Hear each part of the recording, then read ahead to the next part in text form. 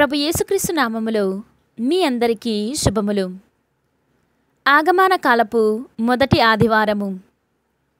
ధర్మశీలుడైన దావీదు వంశజుని ఒకతనిని నేను రాజుగా ఎన్నుకొంటిని.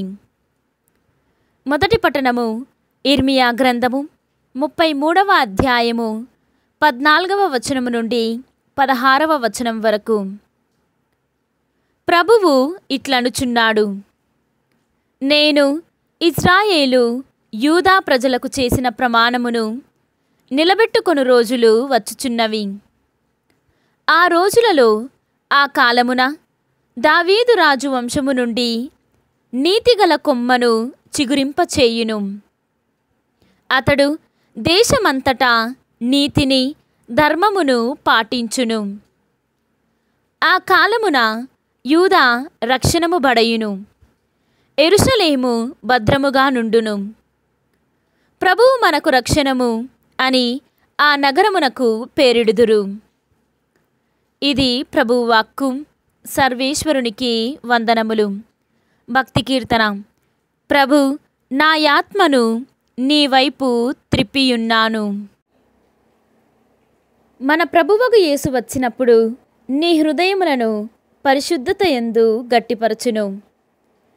రెండవ పట్టణము పునిత చిన్నప్ప గారు తెస్సలోనిక ప్రజలకు రాసిన మొదటి లేఖ 3వ అధ్యాయము 12వ వచనము నుండి 4వ అధ్యాయము 2వ వచనం వరకు. సోదరులారా, మేము మీ పట్ల ప్రవర్తించినట్లే ప్రభువు మిమ్ము పరస్పర ప్రేమయందును మానవులందరి పట్ల ప్రేమయందును వర్ధిల్ల చేయునుగాక. ఈ విధముగా మీ హృదయములను ఆయన గట్టిపరచును. మన ప్రభువగు యేసు ఆయన పరిశుద్ధులతో కలిసి వచ్చినప్పుడు మన దేవుడును తండ్రియగు ఆయన సమక్షమున మీరు పరిశుద్ధత విషయమై నిందారహితులు అగుదురు.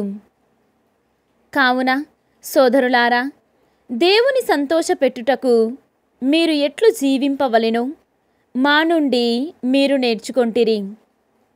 మీరు ఇప్పుడు చేయుచున్నట్లే ఇంకను అధికముగా అట్లే జీవించుచు అభివృద్ధి సాధింపవలయునని మేము మిమ్ము ఇప్పుడు ప్రభువగు యేసునామమున బ్రతిమాలుచున్నాము, హెచ్చరించుచున్నాము.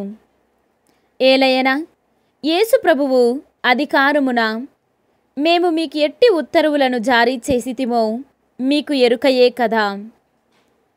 ఇది ప్రభువు వాక్కు. సర్వేశ్వరునికి వందనములు. ఈనాటి సువిశేషము పునీత లూకా గారు వ్రాసిన సువిశేషము 21వ అధ్యాయము 25వ వచనము నుండి 28వ వచనము వరకు మరియు 34వ వచనము నుండి 36వ వచనము వరకు. సూర్యచంద్ర నక్షత్రములలో సూచనలు కనిపించును.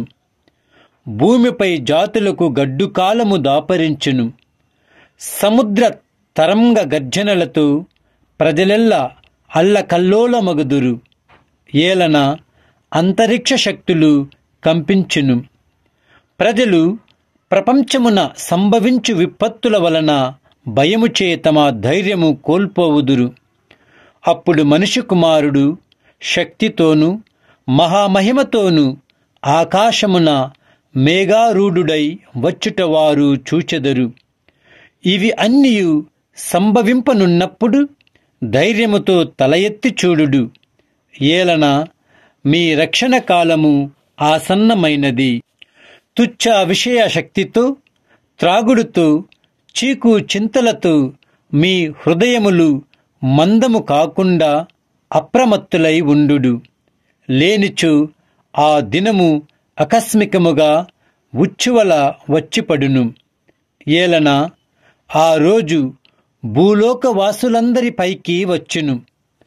మీరు రానున్న సంఘటనల నుండి తప్పించుకొని మనిషి కుమారుని సమక్షమున నిలబడుటకు కావలసిన శక్తిని పొందుటకు ప్రార్థించుచు జాగరూకులై ఉండుడి.